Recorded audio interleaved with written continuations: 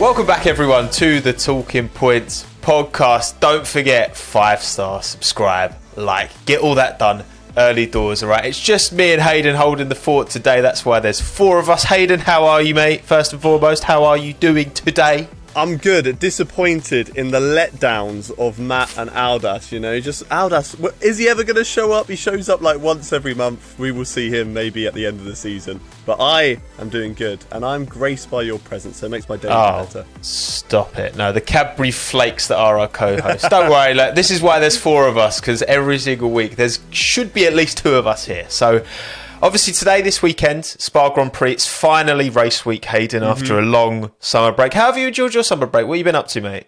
I have enjoyed my summer break away from Formula 1 by playing a lot of Formula 1. So it's not really been a summer break for me. I've just enjoyed playing a lot of F1. But I'm excited for Spa because I am actually going to the circuit. And apparently it's raining from Friday onwards. So I am looking forward to sliding down a hill in the wet. Early weather reports. Do you have a rain jacket or an umbrella to take with you? Or I will have to invest in one. It will be bought. It seems so, because when it rains, it pours at Spa. And you're going to try and do the slide down Eau Rouge Radion like you did back in the day. The new reprofiled Eau Rouge Radion as well. It's been 4 long years, but I'm back to reclaim my crown as the king of sliding down Eau Rouge Radion. So don't you worry. Keep an eye on Haydon's socials, and if he doesn't turn up next week, you know he's probably injured himself having slid down Eau Rouge Radion. So hopefully you're all right, mate. But we thought kind of this weekend and this morning we're recording on the Monday, and it's just been announced that Antonio Giovinazzi is going to be doing a couple of FP1 runouts in the Haas. So we thought maybe let's talk about the drivers who are out of contracts, because there's still a few who haven't been confirmed for next year. Because I think, for me at least, when I'm looking at this Haas announcement, and there's talk of, FP1 sessions, you have to have rookies coming in. It has to be to count towards the mandatory allocation. They can't have more than 2 Grand Prix starts. Of course, Antonio Giovinazzi has plenty more than 2. So how do you read into this? Do you think this is Haas maybe lining up Antonio to potentially replace Mick? There is a lot of talk, isn't there? I think there's the rumour that's out there that Mick will be leaving the FDA, the Ferrari Driver Academy, at the end of the season. So if that were to happen, Haas may need another Ferrari-associated driver in order to pull in that discount and, continue that partnership that they have with Ferrari, where they have people working with the car to try and help them from Ferrari. So yeah, potentially that is something, because looking at the rest of the Ferrari Academy drivers, there's no one that really stands out to me. I don't know about you. I don't know if there's anybody in F2, but there's no one that I can think of that really stands out. There was obviously Callum Ilott, but he's recently signed a new deal with IndyCar, so I don't think he's going to be coming over. And maybe for Haas, they would just like a driver who, has a little bit of experience. I know Giovinazzi, he was in Alfa Romeo, back of the grid pretty much, every now and again fighting for maybe a 10th position. Did of course had a great result, I think a P4 in that Brazil 2019 race. But yeah, there's a lot of talk about it. We talk about it a lot on this podcast, where there's a few of us who, I think rightfully so, put the magnifying glass on Mick Schumacher's performances. And if he does fail to deliver over the rest of the season, loses that Ferrari Driver Academy as well, then potentially Giovinazzi. Because like you say, there's got to be reason behind it. You wouldn't just throw him in to these FP1 sessions if it wasn't for a reason, and it's not for the young driver test. So it's got to be there for some reason. I mean, you're going to read into it, especially given the scrutiny that Mick has been under. I mean, he came out and said, it was something around the lines of, people aren't using facts to judge my performances. But then obviously you look at Monaco, you look at Saudi Arabia, you look at the lack of points relative to Kevin Magnussen. And I guess for Haas, it's a situation where, what is the justification for Haas to keep a young driver who's potentially going to be promising moving forward when there is an Antonio Giovinazzi who, yes, he didn't light up the F1 world when he was alongside Kimi. And again, a lot of it is how good do you think Kimi was when he was alongside Antonio at Alfa Romeo? It depends how much you think Kimi's levels dropped to how you rate Antonio. But at the end of the day, what's in it for Haas to kind of develop this young driver, if they can get a arguably more solid pair of hands in Antonio Giovinazzi, I certainly think Antonio would be... I don't know about outright pace, but certainly in terms of consistency of getting across the line, great off the start as well, Antonio. He has a phenomenal start at him. You know, if you're Günther Steiner, if you're Gene Haas, and you've got Mick Schumacher as one option, Ferrari connection. You've got Antonio as another option, Ferrari connection, Italian Ferrari connection as well, which is only going to help Antonio's cause that link to Ferrari. What are you saying? What route are you going down? Well, that's the politics of Formula One, isn't it? It's always been there. And that's just something that we all have to kind of live with and accept. I know there'll be a lot of Mick Schumacher fans that will be disappointed if it were to happen. And if it were to happen in something like that where Mick's lost the Ferrari Driver Academy and that's the reason why he's lost his seat. But that's just the way Formula One works. You know, there's a lot of money in this sport, and a discount from having a Ferrari associated driver in your team is something that they're going to be looking at. This is Haas, for example. Haas and Williams are the two big teams on the grid that we always associate with having financial difficulties. And they're going to look at trying to get as much money in or as much discounts, cut as many corners as they can in terms of the budget to get themselves on the grid and hopefully put that money back into the car rather than into their drivers. So, yeah, especially as Mick Schumacher, you know, recently he's been smashed up the car. I think he's done a bit better in terms of the recent races, in terms of keeping it on track and not having those issues compared to the start of the season. And he did have some really good performances. We can't forget about that from Britain and Austria. But, you know, are they just two flashes in the pan? And can Giovinazzi be a more consistent, more solid driver like Magnussen was? A lot of people, when Magnussen left, thought, okay, Magnussen's not that much of a great driver. He's driving at the back with Haas. And then he comes back and everyone's like, oh my God, Magnussen's amazing. He's put at P5. Could potentially happen with Giovinazzi. That Alfa Romeo, remember, it wasn't a good car back from 2019 to 2021. So they could give him a chance and he could surprise us. I just wonder, right? Because I think when you look at a team like Haas, and exactly what you say, they're more restricted in terms of budget. They're not fighting in the same way that a McLaren is fighting to get to the top. They're not at that stage yet.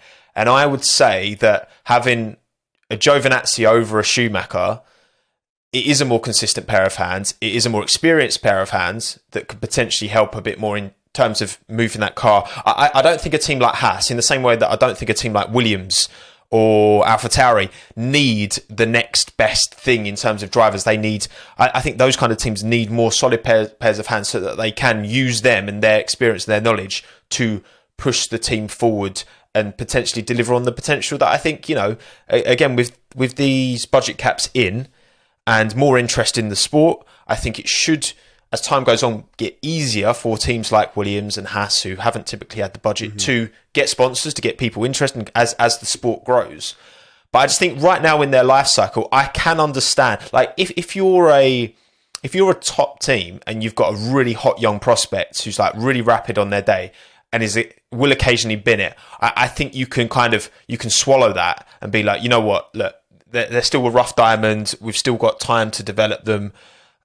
And there's the potential there. I just don't see I can understand why Haas basically are using this opportunity, because again, this isn't counting towards their FP1 mandatory runouts. They've still got to do 2 of them. They've confirmed Antonio for 2 runouts, and you've got to wonder, are they going to stick him in Kev's car probably to then get a direct comparison to him and Schumacher? But then obviously they've got plenty of data. Antonio's done testing with Haas before back in the day.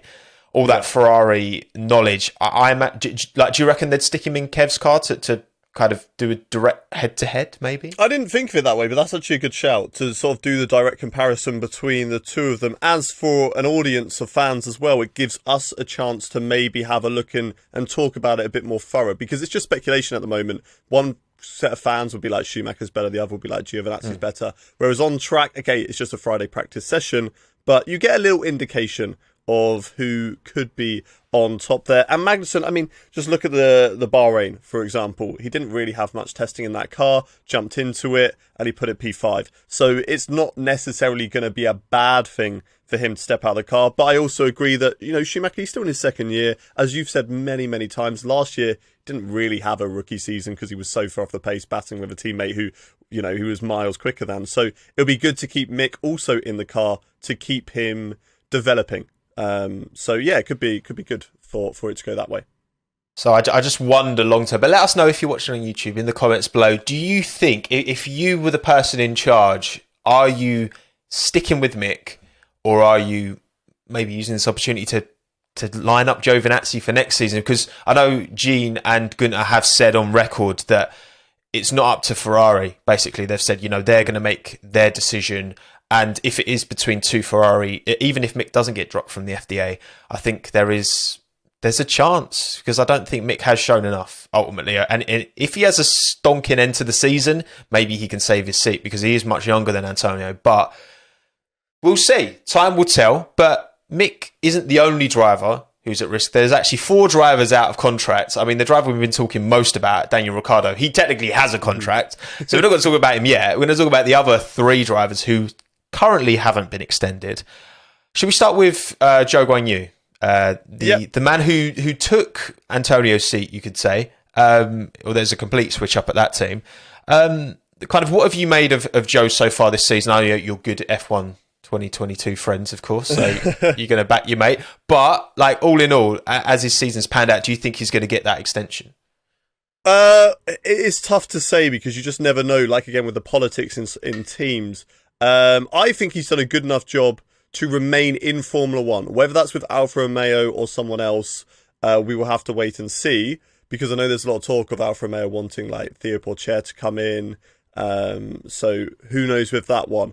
But I think he's done a good enough job. He's had reliability issues. When you look at the points, the difference between the 2 drivers, I think he was off the pace, of course, from Bottas at the start of the season. To be expected. Bottas really showed his colours this season. Everybody didn't rate him at Mercedes. You're going up against Lewis Hamilton. Lewis is just so consistent. Bottas could match him in qualifying. He had very good one-lap pace, just didn't necessarily have the consistency. But his points compared to Zhou are miles ahead. But there's a lot of factors that have come into that. Zhou's had a fair few reliability issues during the races, quite a few of them when he's been running or fighting for points position. So it's been disappointing from his side in terms of the points, but in terms of, not smashing up the car, I think crashes wise, he had the incident with Gasly in the Imola sprint race, bit of a racing incident, that one. And of course, the one that wasn't really his fault was the crash in Silverstone, which for a rookie, comparing to other rookies, especially last season, he's doing a miles better job than them. And all 3, not all 3, all 3 of them did remain in the sport. Obviously, Mazepin got kicked out at the start of the season. So I think, for me personally, he's done a good enough job. I did ask him, when we were talking about open lobbies, when he wanted to jump on. I said I was busy, I think a couple of weeks ago, doing this podcast. I did say, where are you going, so I can get a heads up and drop it in. He ignored that message. So I am none the wiser compared to you lot at home where he is going to go. But I would like to see him remain in the spot. And I think he's done a good job to stay there. Man, our resident plug got left on red. How do you feel, mate? No, you know what? I very much agree. And again, I think with Alfa Romeo, and again, there's a lot of talk about Theo Pourchaire, rightly so. He's still only 18. This is his second season of F2, but he's only 18. Like, I think he's over 3 years younger than Felipe Drugovich, just as for context. That's a huge amount of time, especially at that age, for him to be so competitive. I do wonder again, like, for Alpha to potentially swap out Zhou for Theo, the potential that Theo's showing, I feel like it's on Charles Leclerc levels. And I know Charles Leclerc wasn't a Sauber junior. He was always affiliated with Ferrari. But I do wonder that, is it worth Alfa Romeo, if they were to get rid of Zhou Guanyu, who we know is doing a good job, like relative to Valtteri Bottas, again, I think a lot of people, I think everyone's perception of Valtteri was kind of skewed over the last kind of few years, where he, again, when you're up against Lewis Hamilton, that is as difficult as teammates come. So I think, I do wonder if it's in Alfa Romeo's best interest to get rid of Zhou, who we know can do well. We know has that financial back-in. He can bring that commercial interest in Alfa Romeo, and whether they rebrand, there's obviously a lot of talk of Valdi purchasing that team at the moment, versus, because again, Pourchaire's got a lot of potential, and if he lives up to that potential, you've got to think a top team will scalp him. Now, obviously, Sauber want to be that top team, but they've got a top driver in Bottas, so I just don't know if it's the more I think about it, I think Zhou has, like you say, I think Zhou's shown enough, and I just don't know if it's worth, because if they do take Porsche and he does deliver on that potential, you just feel like, maybe a Mercedes when Lewis looks to retire, maybe I don't know. You feel like one of these big teams, Alfa Romeo Sauber aren't going to get big enough quickly enough. Yes, they've got this insane facility, but I don't know if I believe that team's going to get big enough quick enough to be able to sell the long-term dream to Teo. Yeah. Do you know what I mean? Yeah, I mean, I think it all depends on one big factor, and that's if he wins F2. If he wins F2, he's out of racing. So there's going to need to be quick. And like you said, there'll be teams that want to snap him up. Mercedes could easily snap him up, put him in Williams. Alpine, currently without a driver because no one wants to go there. So potentially, if they come knocking, he's not going to say no if it's to a Formula One seat. Clearly, Piastri has a seat elsewhere. That's why he said no. But and I agree with you on that front with Zhou. Like, would it be wise to switch out again and be like starting from fresh with a brand new driver? But then again, it's the same situation with the sort of Piastri Alpine. They lost him because they didn't put him in a car quick enough. Whereas, could that happen the same with Porsche? We'll just have to wait and see. But I think, it's definitely between those two for the Alfa Romeo one. If it's anybody else, I think it would be a surprise for me. I'd personally like to see Zhou, and I think Drugovich is currently leading the F2 championship at the moment, but it is like a three-way fight, isn't it? So it could go either way. Yeah, I think he's about 20 points clear. Again, like you say, I think a lot of this comes down to how F2 pans out, because say Porsche wins and say Sargent falls away. I hadn't actually thought of it through that perspective, but you're right. I think if Mercedes wanted to potentially line up Porsche to replace him, I know we're super getting ahead of ourselves. But you look at Teo's junior career, and again, how young he is, you've got to think that there are the ingredients there for a top tier racing driver. So maybe Teo in Williams alongside Albon to develop until Lewis retires. Maybe that's a direction as well. Well, some incredible drivers came in when they were young at that age. Max Verstappen came in at 17. The GOAT, exactly. Lance Stroll, was only 18, and he's an incredible driver. Wow. So clearly, 18 is just a great age to get into the sport.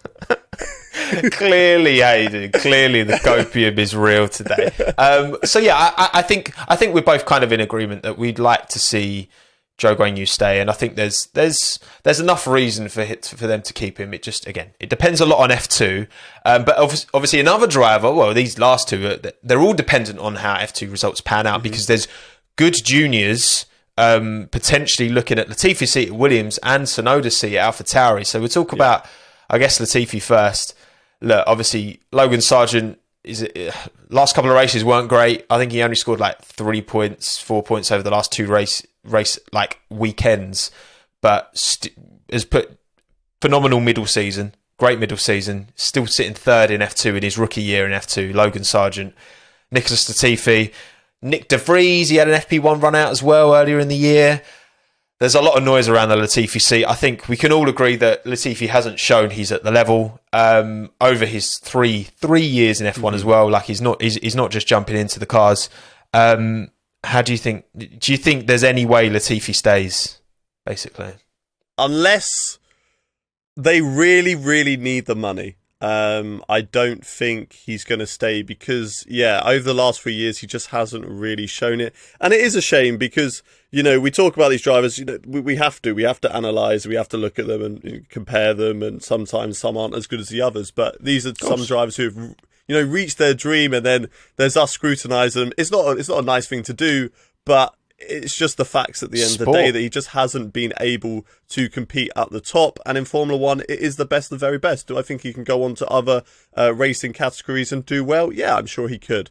But for me personally, I think this will be the final year we see Latifi in the sport. Whether it's Sargent, whether it's De Vries, I think that's the benefit of being Williams, is that they like to give opportunities to drivers. And I think now they're in a situation with the budget cap that maybe it isn't so reliant on money, that they can look at, and because they are at the back of the grid, it's not necessarily a bad thing if they do pick up a new driver, because it's just a chance for a lot of them to learn and maybe take money from Mercedes, for example, if they wanted to put a young driver into that team, or whoever it ends up with. But it's a lot of people, I think, in the hat for that Williams seat. But personally, I think Latifi's run is over. Yeah, because I mean, Logan is the one that makes, he's the best performing Williams Junior at the moment. He's American, which I know there's a lot of talk around that. What I will say, and I think that this is fair. It's all well and good, we need an American F1 driver in the sport. But I just honestly, I still feel like if they're just pulling around at the back, I don't think that's going to do anything for any for any nation, whether it is an American driver or a Brazilian driver or a South African driver, whoever.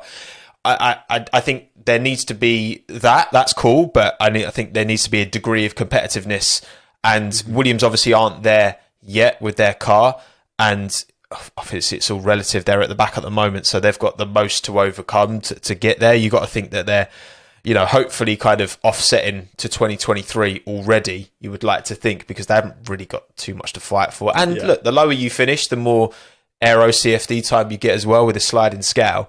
So that's the kind of one thing that concerns me about, I guess, shoehorning Logan in.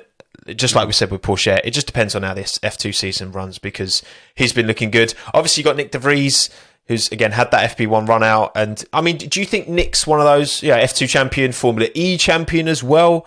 He might not have much experience in F1, but do you think he could, lean on that experience he's had in other categories? And this is essentially a new category this year compared to how different these cars are to last year's cars, right? Yeah, definitely. And I think Nick has been one that kind of just won the F2 championship at the wrong time. It's all about timing, I think, for these young drivers to get into sport. Maybe Formula E is something that he's best suited to. I personally view Formula E as maybe like a lower category for Formula One, where if you don't quite make it into Formula One, there's a good series that's competitive that you can go race in and showcase and build yourself a fan base, etc. But yeah, it'll be interesting to see how he does compete, because it did take him a couple of years in F2, and then the grid that he did kind of win in, it was a bit sort of on the lower end compared to maybe other grids that we've seen F2 drivers beat. So like it was sort of less competitive, I think, that season. But it'd be interesting to see Stoffel Van Dorn, another one, recently won the Formula E Championship, also associated with Mercedes. I do think he had a hard time in Formula One. Would that have maybe ruined his chances? Potentially, because he was kind of schooled by Alonso in the McLaren days.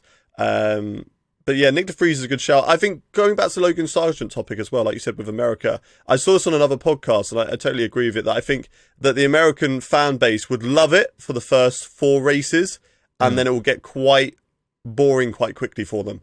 I think because, like you say, they're not fighting at the top.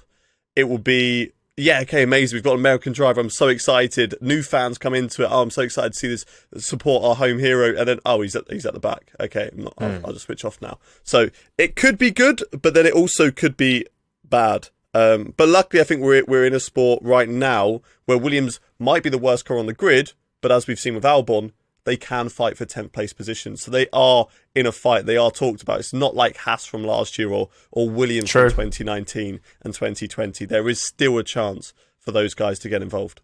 Yeah, and I think that point is proven by Haas as a team, right? Because they are the American team. I know they've talked recently about they want to lean more into their Americanness, which is I've always thought that they should. I think that's kind of a missed opportunity, but I just think that team hasn't been competitive for a long time now, and it hasn't. I think because of that, it hasn't really cultivated this strong kind of US fan base. I'm sure there's a lot of Americans listening to this now, and it's like, I think that when you've got that nationalistic side to whether it's if you're following a driver or following a team. If, for example, like AlphaTauri, Toro Rosso, they're an Italian team, but they don't cultivate anywhere near, and I know it's Ferrari, right? They've got the history, but Toro Rosso don't command that same, like anywhere near that same following. Whereas if they were a top competitive team, I think they would be a call like Real Madrid, Atletico Madrid, like another team that you could equally go down the lines with in the kind of modern generation of Formula One. So. I think we're all hoping for. That's the thing. We hope good for one team, but there's only a finite. Like someone has to come last every year. Not everyone can succeed, and unfortunately, it is Williams and Haas to less of an extent who are kind of down struggling at the bottom. But the other team, like I say, Toro Rosso, AlphaTauri, the 4th driver out of contract, still for now, Yuki Tsunoda. good junior prospects in F2 as well. What do you think of Yuki so far this year? Do you think he's safe for another year? It's hard to say, but I do think he's really improved. He's impressed me this season. I think a lot of people have said that this season Gasly's got a lot worse, and there might have been maybe a few incidents that have cropped up. There's always been with Gasly, in all fairness, where there's every now and again there's a crash. But I think it's more so Tsunoda getting closer to Gasly and the car falling down the pecking order. I think that's what we're seeing, rather than Gasly getting worse. Gasly's a top-performing driver. You don't just lose that in a year. It doesn't just disappear. I think it's just Tsunoda has raised his game, got closer to Gasly, and there's still mistakes. You know, the crash that happened, I think it was in Silverstone, where Tsunoda went for the overtake on his teammate, locked up the rear brakes, and there was contact. It's the worst mistake to make because it's up against your teammate, but they're still going to come in because it's your second season. Obviously, he'll want to iron those out as much as possible. But in terms of the pace, I mean, last year, it was the biggest gap, wasn't it, between the two of them in terms of qualifying. Now it's not actually that far away. I think it's quite close between the two of them. So Yuki's definitely raised his game, but it's all down to really Red Bull. But I think because of Honda re-signing with the Red Bull team, that's going to either keep his seat safe or maybe Iwasa gets that seat. But I think because he's not fighting at the front in F2, I think Tsunoda for me is safe. Yeah, I would agree. I think Yuki's shown enough. I think he's shown more ultimate pace than Mick, because, you know, Yuki's made some silly mistakes. Mick's made some silly mistakes this year. I think you can look at them quite similarly, but I think Yuki's shown a higher potential ceiling. And also, again, I think that AlphaTauri team, you can afford to, you know, bin it every now and then because it is the test in bed. It is supported by Red Bull. That team doesn't need success from a financial, commercial point of view in the same way that a team like Haas and Williams, where they've got all this investment and they're putting all their eggs in that basket. You know, that AlphaTauri is part of a bigger Red Bull enterprise that's one of the biggest companies in the world. So I think that Yuki, he does need to... I completely agree with everything you said about, like, I think the car has got worse relative to the rest of the field. You look, that was probably they finished behind Alpine, didn't they, last year? But I think they had a quicker car, and it was because Tsunoda barely picked up any points. That was the only reason they finished behind Alpine. So they were like the fifth best car last year behind the McLaren. And now they're, I mean, definitely worse than the McLaren, definitely worse than the Alpine, arguably, probably worse than the Alfa Romeo as well, maybe. I think, the Haas and the Alfa Romeo are better than them on days. I think we established that Alfa and Haas are a bit more yo-yo teams there. Sometimes in that top 10, sometimes out in Q1. So when they're good, they're above Alfa, but when they're bad, so it's sort of up and down. But definitely in that mix compared to where they were before. And like you say as well, like Iwasa is really impressed me this year in F2. I think he's not got that consistency in points, but considering it's his rookie season and, you know, the way he just cleaned up in France as well, Le Castellet, that was an incredible performance. He's done some mad drives through the field.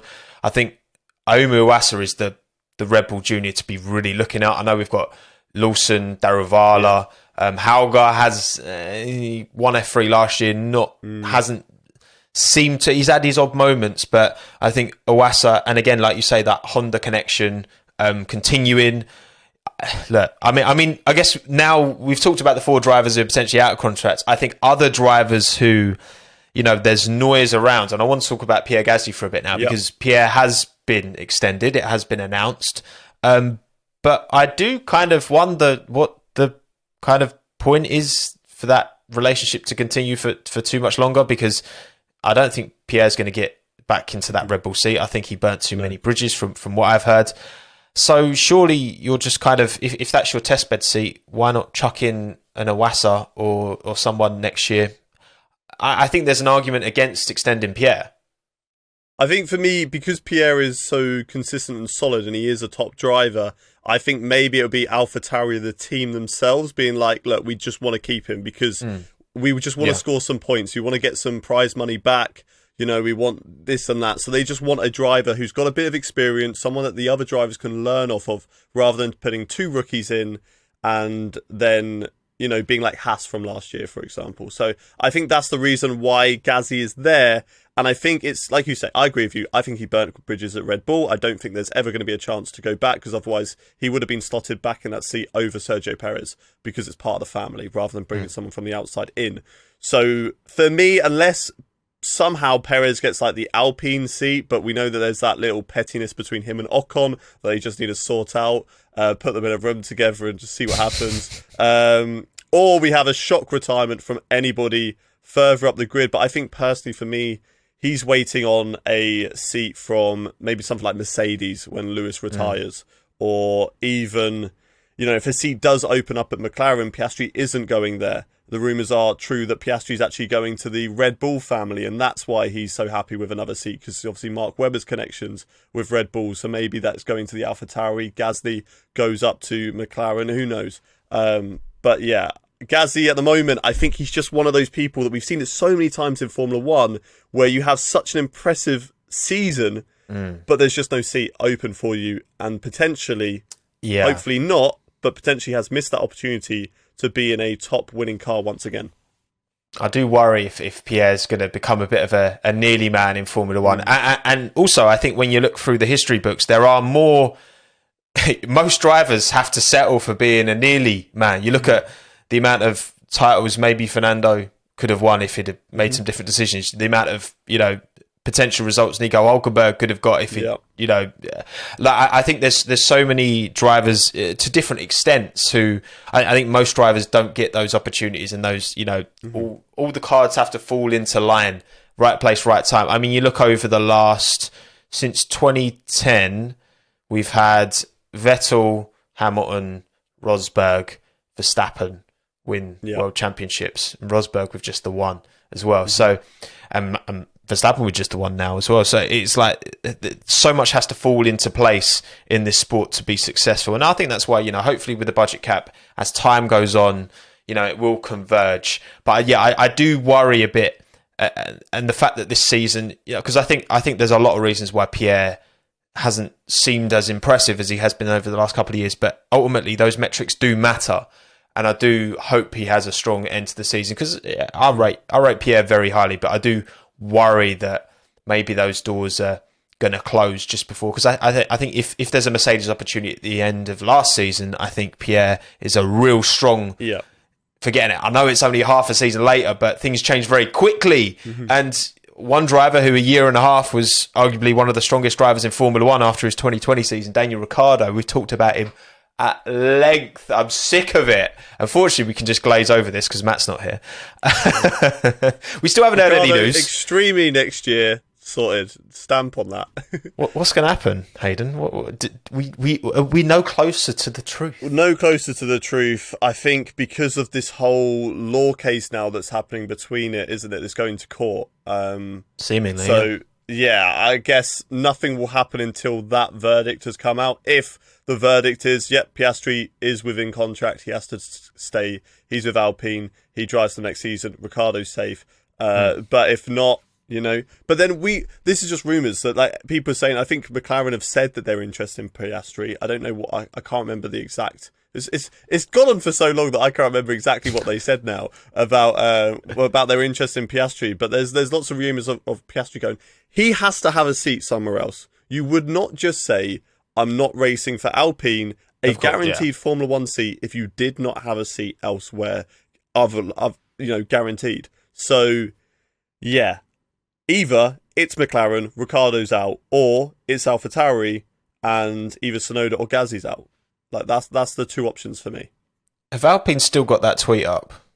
I'm checking now on their Twitter. Have they announced? Yeah, they've still got it up. It's still up. Yeah, well, because for them, they have signed it. That is their driver lineup for next season, because that's what they have said. That's why they're going to court for it. That's it. It was almost 3 weeks ago, that as well. On the 2nd, it's the 22nd today.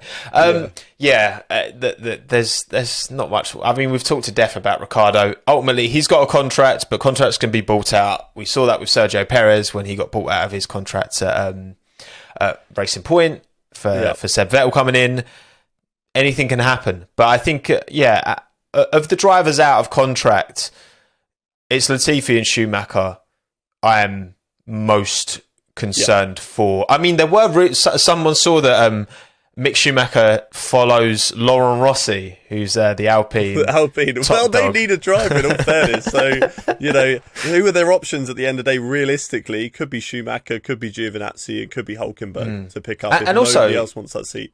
Because I think Otmar said that he'd had calls with about 7-8 drivers. I would be surprised if Mick wasn't one of those drivers. No, definitely. Who do you reckon are the others? Come on, let's spitball some names. Well, we got Hans out, so we got Ricciardo, we got Piastri's got to be linked in there anyway. Schumacher, Hulkenberg for sure. Hulkenberg, Anybody lower down the field? Gasly, I think you got to pick Gasly in there. So that's 5.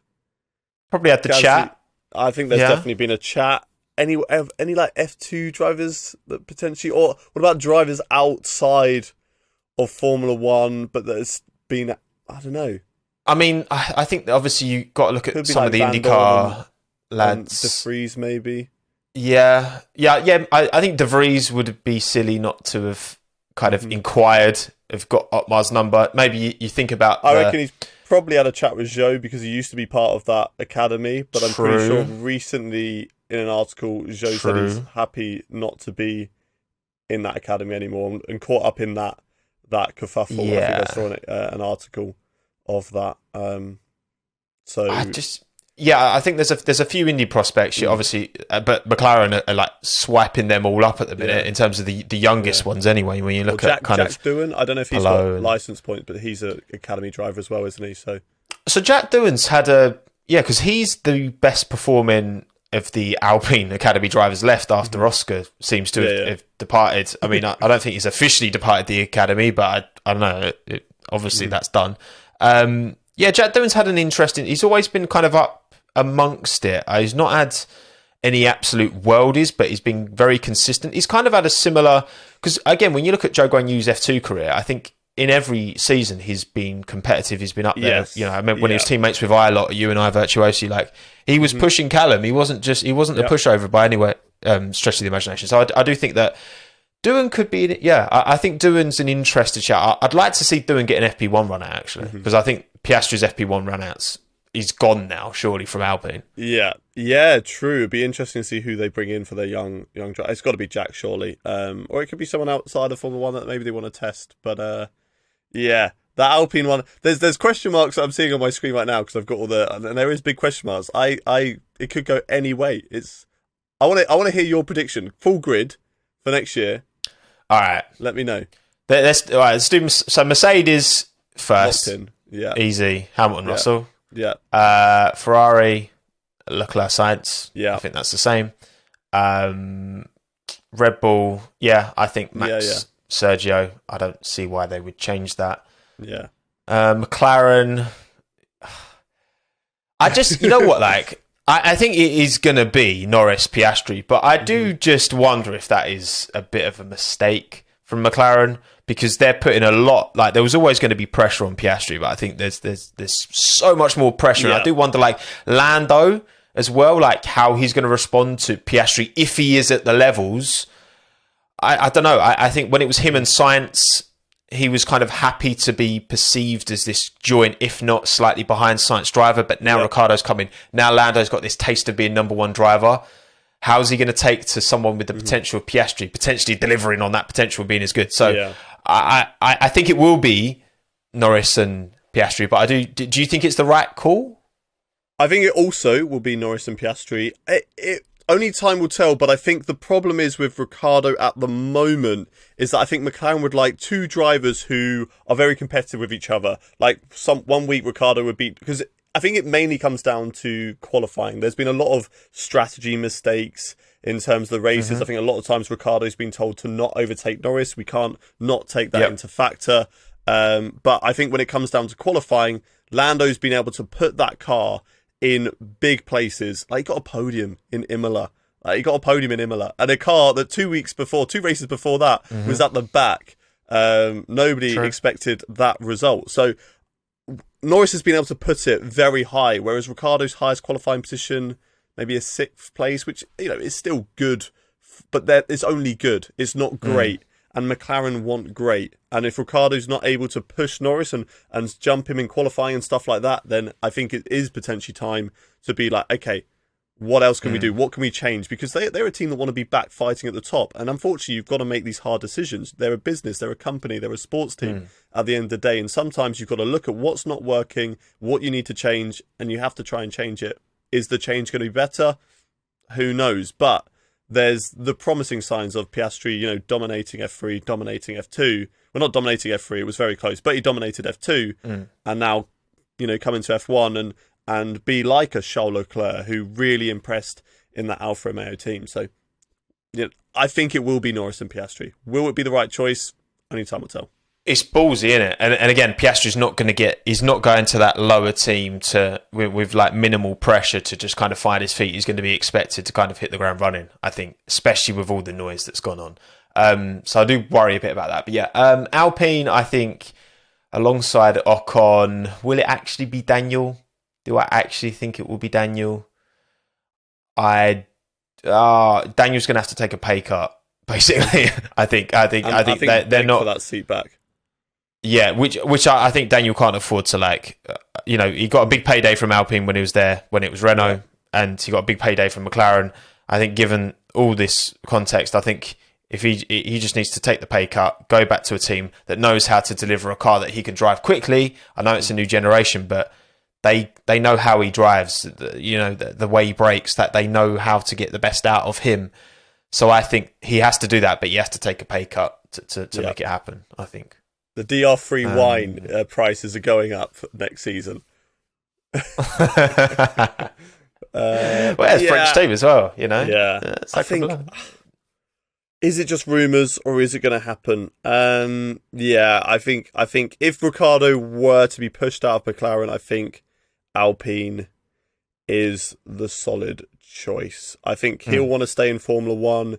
He's going to keep on driving until he can win a championship or until he's too old to be in the sport or kicked out. So, I feel like Alpine, in this current situation, can't afford to be picky. They can bring up Jack Doohan. Is he ready? I don't think so. I think another season F2 would be good for him. Is there any other drivers who can go into that slot? Not particularly. Nico Hulkenberg wouldn't be a bad shout. I think he can perform. We've seen it when he's stepped in at Aston Martin and Racing Point. I do think he was a driver that, like we're talking about Gasly, performed well just at the wrong time and never was able to maximise his potential. So I think if he went into Alpine, he'd be a solid driver. Good comparison as well, I think, between him and Ocon. Because I think form is temporary, class is permanent, right? And again, I think that 2020 season was so good at that team in that car. I just think that there's the potential that we could see. Yeah, I think if he went back, I think we would see a rejuvenated Daniel Ricciardo. I'm confident to put that on file, put it out there into the world. I'm very confident we'd get an old school Daniel Ricciardo back. All right, then AlphaTauri. Yeah, I mean it's going to be Gasly Tsunoda. Obviously, Gasly's already kind of confirmed as whether or not that's the right choice or not. I don't know. Would you agree? AlphaTauri? Yeah, unless there's a top seat opening up for Gasly, he's staying. Tsunoda for me is 100% staying. I think the Honda partnership, Iwasa. I mean, they did it with Tsunoda where they did push him in maybe a year too early, so it wouldn't surprise me if they did. But I do think Yuki Tsunoda does deserve to remain in that seat for another season. If Gasly were to go somewhere else, then they could either do two juniors or they pick up Mick Schumacher to the junior team. Could be something like that happen. It would take something Gasly, mad. Tsunoda. Yeah. It would take we've seen a mad silly season so far. Vettel retired, Alonso to Aston Martin. It's all kicked off. So it wouldn't surprise me at this stage if we end up seeing Hamilton and Williams and Latifi's jumping in the Mercedes for next season. How much madness can one silly season bring? Okay, so that's them. Alfa Romeo, I think it'll be the same. I think Zhou showed enough. I think that Zhou's not let the team down. The team that is in the car has let him down more than the drivers let the car down. You know what I mean? So I think it'll be the same Alfa Romeo. I don't see that changing. I think it's going to be Bottas, Pourchaire. I do think it's going to be... I think Pourchaire's going to come back. I think he's going to win the F2 season. And I think it's going to be Bottas, Pourchaire in the Alfa Romeo seat. Fascinating. Mm. It's because Zhou ignored you, isn't it? That's why. It is, yeah. So I'm kicking him out. No, I've got a place I've got for him. Don't worry, Joe. Don't tune out yet, mate. Don't tune out yet. You're blocked now. Yeah. Right, and then I guess Haas. Yeah, Magnussen for sure. I think Mick delivers enough the rest of the season to keep his seat. So I'm saying that stays the same as well. Well, people have been saying in comments, I think, on this podcast, where Mick usually performs at the end of the second season. So if that continues, then potentially. But for me, as what I've seen so far, Mick is out and Zhou goes to Haas. That's what I'm saying. Zhou going you to Haas. There you go. Amazing. I've not heard someone say Zhou to Haas actually. What? Because I guess the money, the money, like he's true. He's not a paid driver, but he brings money with him. I think he's been able to show performances to back up that he's not a paid driver like other paid drivers we've seen. So I think he brings money. Haas would like that, but he's also shown consistency, and he doesn't smash up the car every weekend, and that is something that Haas really need. Not to spend money on fixing the car every week, instead put it into developing the car, and I think Zhou can provide that. Interesting. Well, see Aston Martin, that's confirmed. Your boy. Yeah, boy. Everyone missed that. everyone was reading Fernando Alonso. Everyone missed that. Oh, Stroll's extended as well, by the way. I'm surprised they always just put a question mark over his head every season, because whilst Lawrence Stroll is in that team, Lance Stroll is driving till he's 50, 60. Until Lawrence Stroll is in a coffin, Lance Stroll is driving that car. Okay? It's as safe as bets get. Okay, so that's that. And then Williams, it will be Albon, and it will be... I've got faith. I think it will still be Logan Sargent. I think he's gonna finish at least top... I think as long as he finishes top 5, he's got enough super license points. But I think he'll finish top 3, and I think he'll get the call up. You would love that, because I know you're a big fan of Logan Sargent. I always see you banging that drum, so I know that would be my ultimate team. Albon, obviously, he's ticked off. He's already signed a contract. He's there. For me, it's between Sargent and Nick de Vries, but I think Williams would prefer putting someone from their own team in than someone from the outside out. It just all depends on if they need the money. If they need the money, it'll be Nick de Vries, because it'll be the Mercedes engine discount. But if they don't, then Logan Sargent. So for me, I'm going to go and say, because of this budget cap, Logan Sargent. Yeah, and I think as well, Logan, I don't know who he has who kind of supports him from a commercial point of view, but I think being the first American F1 driver since Alexander Rossi, I think that would potentially bring a bit of commercial interest from the States as well, which, DeRilton are based out of New York, so they kind of... I think that kind of works on all bases as long as Logan has a strong end to the year. But obviously that would mean then none of us said Felipe Drogovic, who is leading F2 at the minute. But I just think this is his 3rd season. He's not affiliated with a driver academy. Maybe it's like Nick de Vries, where even if he does win it, it could be like, right result, but wrong time. Yeah, I think for him, unlike Nick de Vries, he's winning it up against a competitive F2 field. I think for him, there's no association with a team, but there's also no talk of him potentially getting a seat. I've never heard his name mentioned in is Mick Schumacher performing enough? Could Drogovic be stepping into that seat? Could Drogovic be stepping into Alfa or Williams? I've just never heard his name mentioned, which is a shame, because Brazilian driver. Brazil's a huge country. I think there's also a huge market for that. I think there's certain drivers that we're missing, nationalities that we're missing from the grid, and I think it's Italian, I think it's Brazilian, and I think it's American. I think those are 3 big nationalities that we haven't got on the grid, because Italians love having a national driver to get behind. Obviously, America's just such a huge country and a huge market, and it's same with Brazil, and there's so much history with Brazilian drivers as well. But yeah, I think, like you say, he's not associated with a team, and just because I haven't heard his name spoken about any other teams or any other questions. Who knows? Maybe if Ricciardo doesn't get that Alpine seat because they're not happy with him ditching them and switching sides to McLaren. So they say no, maybe Drogovic goes to Alpine.